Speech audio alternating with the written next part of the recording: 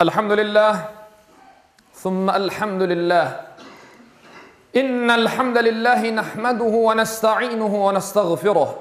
Ve na'udhu billahi min şururi enfusina ve min seyyiati a'malina. Men yehdihillahu fela mudille leh ve men yudlil fela hadiye leh. Neşhedü en la ilahe illallah vahdehu la şerike leh.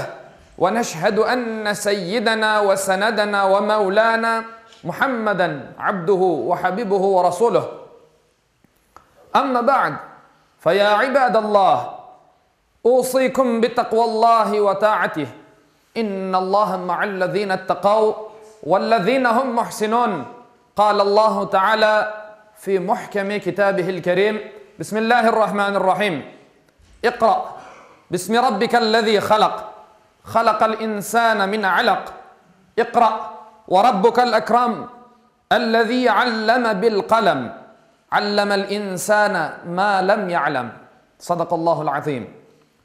Saygılı ve muhterem Müslümanlar, insanın yaratılış maksadı özünü, kainatını ve Rabbisini bilmek, Rabbisine inanmak ve hakikatlerge göre hayatını sürdürmektir. Okuganım ayette Yüce Allah şu şekilde buyurmaktadır. Yaratkan Rabbin adınla oku. O insanı pıhtılaşkan bir kandan yarattı.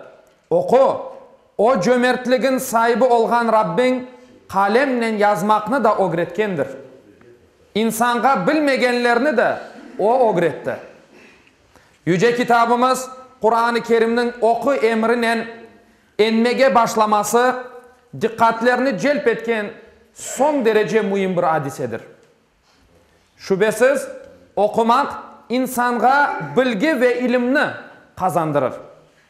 Bu sebepten okumak bilgini ve ilimni kazanmakның ilk ciddi adımı ve altın anahtarıdır.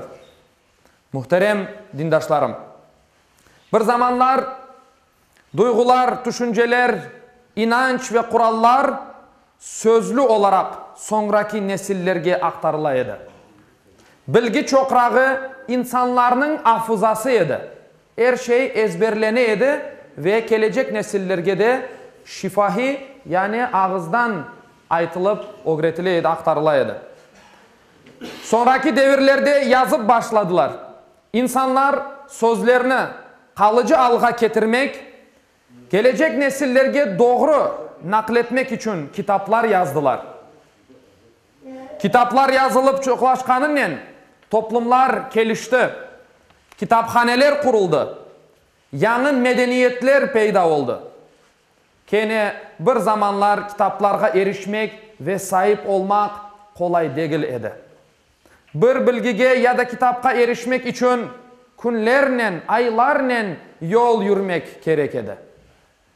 Ama şükürler olsun günümüzde olmagan kitap, yazılmagan makale yoktur. Yeter ki bizler elimizden gelgenini yapayık ve bu kaynaklarga erişmek için gayret eteyik saygılı Müslümanlar. Kıymetli Müslümanlar, hürmetli dindaşlarım. Yazılgan kitaplar hiç şüphesiz okuganı vakit kıymetlenir. O yazılgan kitaplar okulganı vakit kıymetlenir. Manası peyda olur. Okulmaganı vakit ise asıl manasını joyar. Bundan sebep kitabın özü değil. Onu okumak insanın inkişafı için gereklidir. Okumak yalnız yeni bilgiler kazandırmaz insana. Bilginin dışında farklılık ve bir bakış da kazandırır. İnsan okugan sayın öğrenir, fark eder ve yanılanır.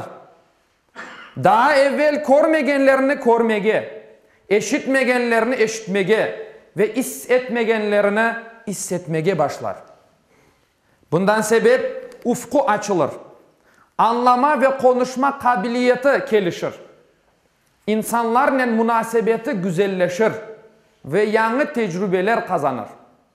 Yaşama ve yaşatma isteği artar. Dünya ve ahiret rahatlığına kavuşur bu insan. Kıymetli müminler, nasıl kitaplarını ve nelerini okumamız gerek olganını hususunda ise sevimli Peygamberimiz sallallahu aleyhi ve sellem Allah'ım fayda vermegen ilimden sana sığınam dep ölçünü belirlegendir. Bu sebepten dünyamızını ve ahiretimizni teminleyecek, bizge ve insanlıkka fayda getirecek bütün kitaplar okulmalıdır. Öyleyse her gün vakit ayırmalı ve okumakını alışkanlık alına getirmelimiz. Gün içinde boldurgan zihinlerimizni okup tazelemege gerekmiz. Unutmayık ki okumak yüce dinimizin ilk emri, bizim de ilk yapacağımız vazifedir. Ela inne ahsanel kelam ve ablagan nizam kelamullahil melikil azizil allam kema qala Allahu tebareke ve teala fil kelam ve iza quri'al Kur'anu fastami'u leh ve ansitu la'allakum turhamun. Bismillahirrahmanirrahim. اقرأ باسم ربك الذي خلق خلق الإنسان من علق اقرأ وربك الأكرم الذي علم بالقلم علم الإنسان ما لم يعلم صدق الله العظيم.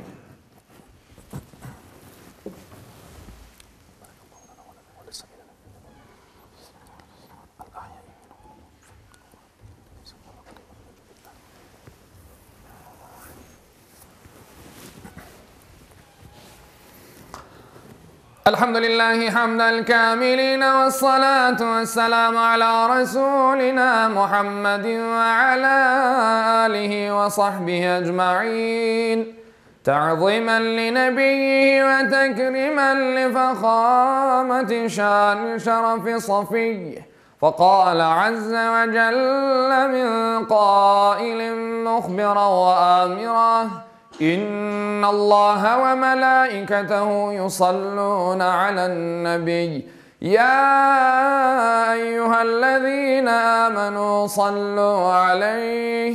صلوا عليه وسلموا تسليما اللهم صل على محمد وعلى محمد كما صليت على إبراهيم وعلى آل إبراهيم إنك حميد مجيد اللهم بارك على محمد وعلى آل محمد كما باركت على إبراهيم وعلى آل إبراهيم إنك حميد مجيد اللهم وارض عن الأربعة الخلفاء سيدنا أبي بكر وعمر وعثمان وعلي ذوي الصدق والوفاء وعن الأنصار والمهاجرين والتابعين إلى يوم الجزاء وعن كافة المؤمنين والمؤمنات والمسلمين والمسلمات الأحياء منهم والأموات بفضلك ورحمتك إنك سميع قريب مجيب الدعوات برحمتك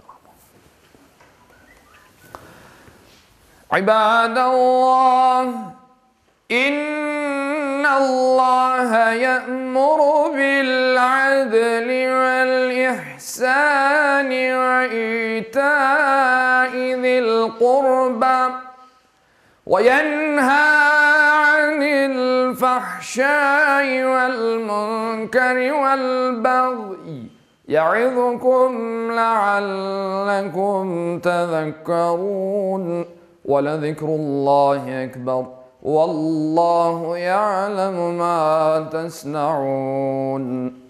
Okuganım ayette Yüce Allah buyura ki, şüphesiz Allah adaletini, yaxşılık yapmakını ve soy sopka yardım etmekini emir eter. Edepsizlik, fenalık, isyan etip zulüm işlemekini de yasaklar. Tuşunup uymanız için sizlerge nasihat verir. Cumanız hayırlı ve mübarek olsun.